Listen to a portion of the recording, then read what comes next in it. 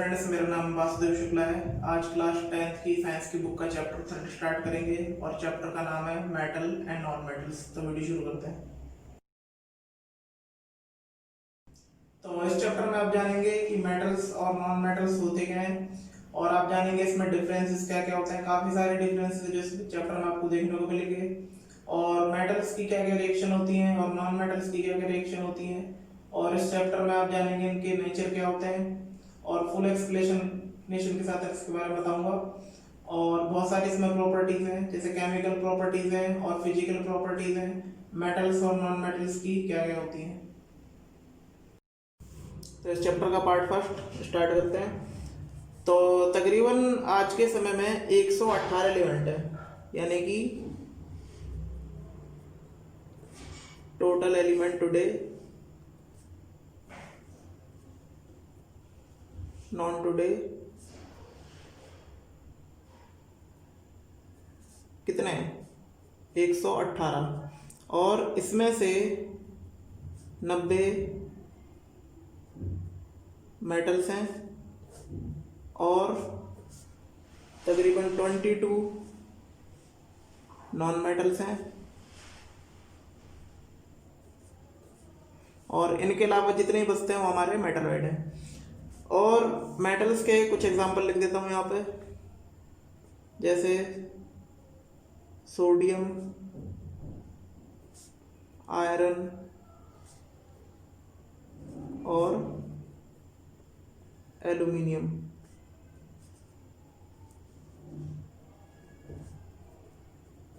और non metals के जैसे hydrogen, nitrogen, oxygen, etcetera etcetera. तो यहाँ पे काफ़ी सारे इसके एग्जांपल्स हैं। और इनके बीच मेटल्स और नॉन मेटल्स के बारे में और जानने के लिए इनके भी डिफरेंस पता होने चाहिए। तो वो डिफरेंस क्या क्या होते हैं वो मैं यहाँ लिख देता हूँ। तो ये है मेटल्स और नॉन मेटल्स के भी डिफरेंस। ये काफ़ी इंपॉर्टेंट है और पेपर में ज़रूर आता है।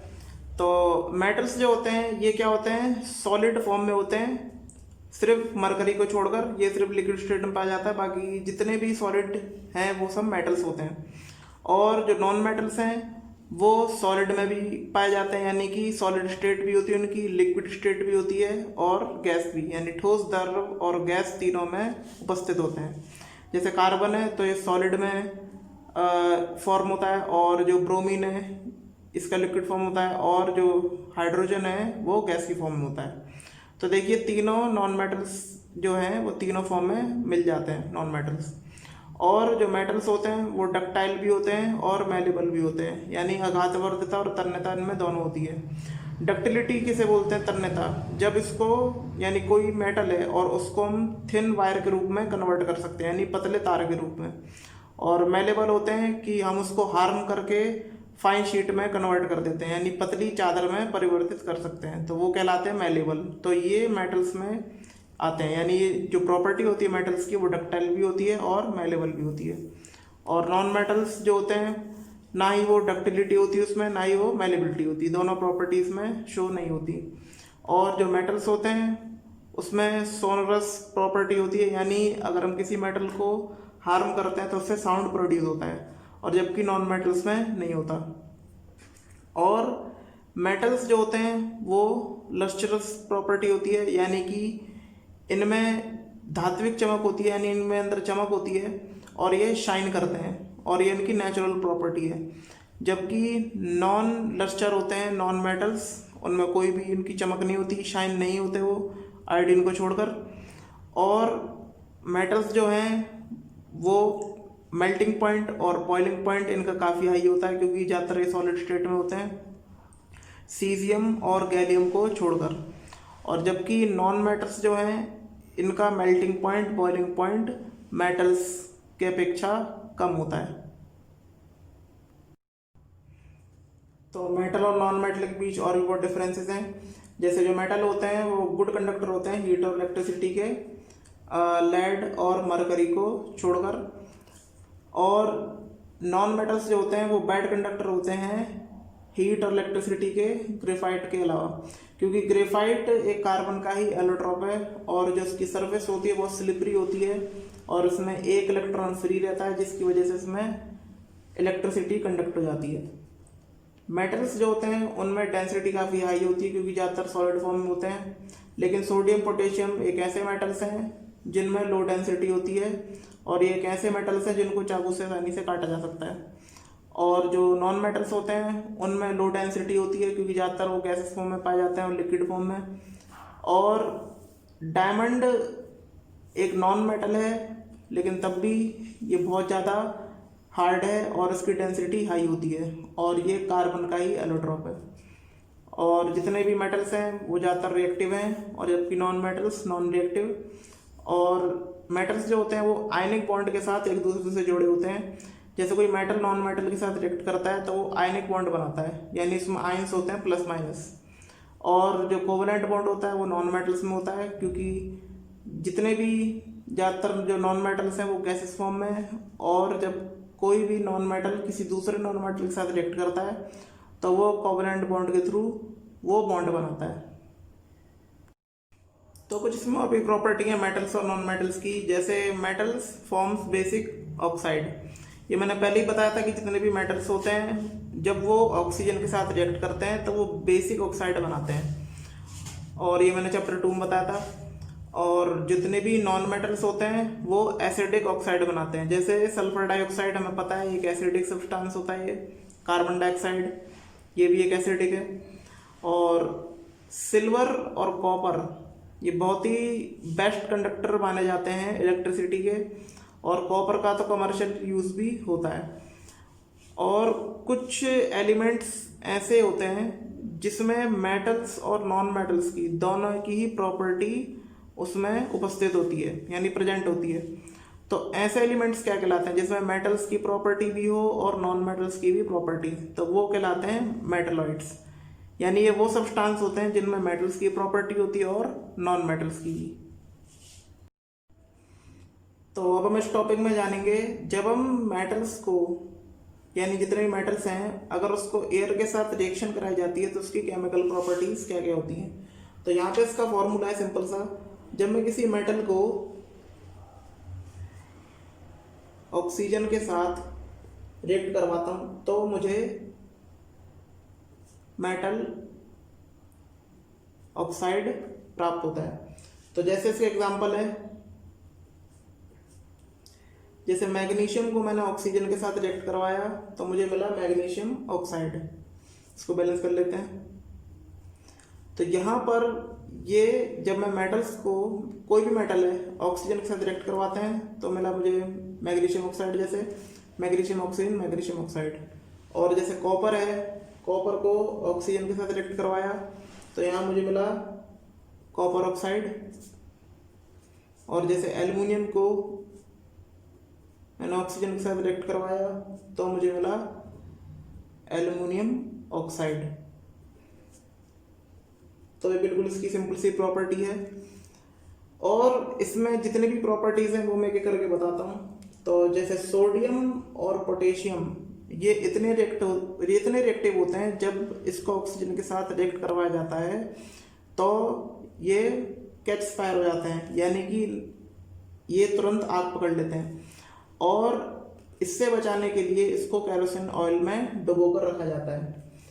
और मैग्नीशियम, एल्युमिनियम, जिंक, लेड, तो ये कुछ ऐसे मेटल्स हैं जो बहुत ही स्लोली रिएक्शन करते हैं एयर के साथ क्योंकि इसमें एक ऑक्सीजन की अलग ही प्रोटेक्टिव लेयर फॉर्म हो जाती है।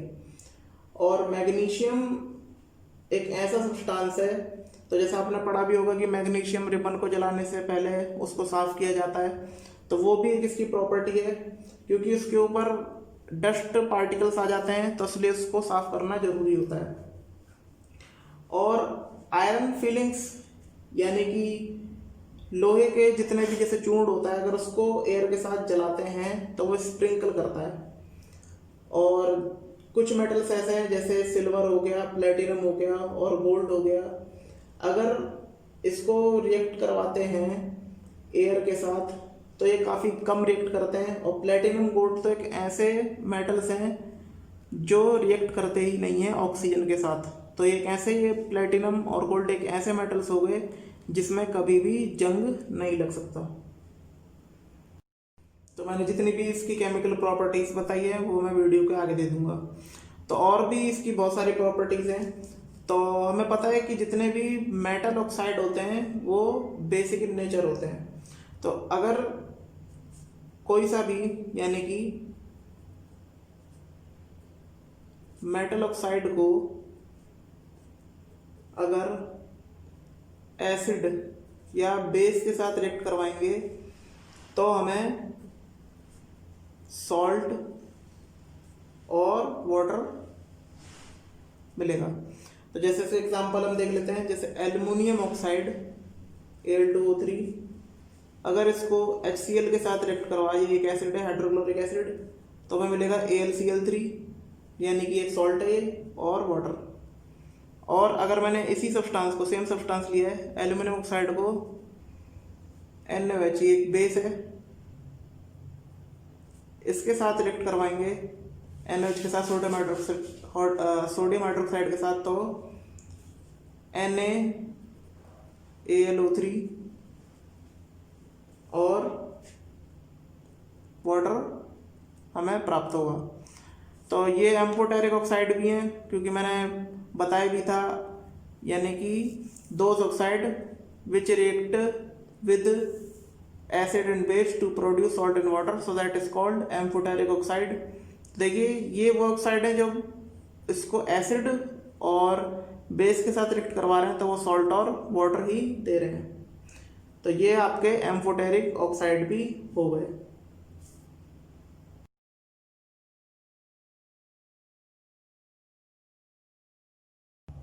तो मेटल्स की और भी प्रॉपर्टी है, केमिकल प्रॉपर्टीज। मैग्नीशियम एक ऐसा मेटल है जो हॉट वाटर के साथ रिएक्ट करता है, और जैसे सोडियम, पोटेशियम, कैल्शियम ये एक ऐसे मेटल्स हैं जो सिर्फ कोल्ड वाटर यानी ठंडे पानी के साथ रिएक्ट करते हैं। और आयरन, एल्युमिनियम, जिंक ये एक ऐसे मेटल्स हैं जो सिर्फ स्टीम के साथ रिएक्ट करते हैं, यानी जो भाप होती है उसके साथ ही क्या करते हैं, रिएक्ट करते हैं, और किसी के साथ रिएक्ट नहीं करते। तो ये दो रिएक्शन मैंने लिए, तो इसलिए लिए क्योंकि कैल्शियम और मैग्नीशियम जब हम इसको वाटर के साथ रिएक्ट करते हैं, यानी जब मैं कैल्शियम या मैग्नीशियम को पानी के अंदर डालूंगा, तो कैल्शियम मैग्नीशियम एक ऐसे मेटल्स हैं जो पानी के ऊपर तैरते हैं यानी फ्लोट करते हैं। तो इसका कारण क्या है, क्योंकि जो हाइड्रोजन गैस इससे फॉर्म होती है वो इनकी सरफेस से चिपक जाती है, स्टिक हो जाती है, और जिसकी वजह से वो बबल्स फॉर्म करते हैं, और इसीलिए वो कैल्शियम हो चाहे मैग्नीशियम हो यह तैरने लगते हैं। तो इसी में एक और रिएक्शन है, एक टाइप की रिएक्शन। अगर मैं मेटल ऑक्साइड को वाटर के साथ रिएक्ट करूंगा तो हमें क्या प्राप्त होगा, तो हमें मिलेगा मेटल हाइड्रोक्साइड। तो इसका एग्जांपल है, जैसे कैल्शियम ऑक्साइड है तो ये मेटल ऑक्साइड हो गया, और वाटर यानी H2O इसके साथ रिएक्ट करवाएंगे तो हमें क्या मिलेगा, मेटल हाइड्रोक्साइड यानी कि कैल्शियम हाइड्रोक्साइड। तो यहाँ पे ये फॉर्म होते हैं, जैसे मैग्नीशियम ऑक्साइड ले लेते हैं, मैग्नीशियम ऑक्साइड, और इसको वाटर के साथ रिएक्ट करवाते हैं, तब भी हमें मैग्नीशियम हाइड्रोक्साइड ही मिलेगा यानी कि मेटल हाइड्रोक्साइड। तो इस प्रकार के कैसे भी क्वेश्चन आते हैं तो आप खुद कर लीजिएगा। इसके बाद अगर मेटल्स की रिएक्शन कराएंगे, metals react with acids, acid के साथ रिएक्ट करवाएंगे तब हमें क्या मिलेगा, यानी कि metal plus acid tends to salt और हाइड्रोजन गैस। यानी अगर किसी भी एसिड में मेटल्स के साथ रिएक्ट करवाएंगे तो हमें सॉल्ट और हाइड्रोजन गैस प्राप्त होगी, जैसे आयरन और हाइड्रोक्लोरिक एसिड, तो हमें क्या मिलेगा, FeCl2 प्लस हाइड्रोजन गैस। यानी कि आयरन को यानी मेटल को एसिड के साथ रिएक्ट करवाया तो हमें सॉल्ट मिला FeCl2 और हाइड्रोजन गैस। मैग्नीशियम और इसको ये मेटल है और इसको एसिड के साथ रिएक्ट करवाएंगे तो क्या मिलेगा, मैग्नीशियम क्लोराइड और हाइड्रोजन गैस। तो ऐसे बहुत सारे एग्जाम्पल बन सकते हैं, आप अपने खुद अपने तरीके से बना के देखिएगा, खुद एग्जाम्पल लीजिएगा मेटल्स के और उसको एसिड के साथ रिएक्ट करवा के देखिएगा कि सॉल्ट और हाइड्रोजन गैस कैसे कैसे फॉर्म हो रही है। और इसमें जैसे कॉपर है या मरकरी है या सिल्वर है तो ये एसिड के साथ रिएक्ट नहीं करते, और जितने भी मेटल्स होते हैं उसको डाइल्यूट एसिड के साथ रिएक्ट करवाया जाता है। तो लेकिन कॉपर मरकरी सिल्वर एक ऐसे मेटल्स हैं जो डाइल्यूट एसिड के साथ रिएक्ट करते ही नहीं हैं। तो इसमें आगे ऐसे बहुत सारे टॉपिक्स हैं जिसको मैं नेक्स्ट वीडियो में कवर करूँगा। तो कैसा लगा आपको इस चैप्टर का पार्ट फर्स्ट, कमेंट करके बताइएगा। अगर आपको वीडियो अच्छी लगी हो तो प्लीज़ लाइक शेयर कमेंट करें। धन्यवाद।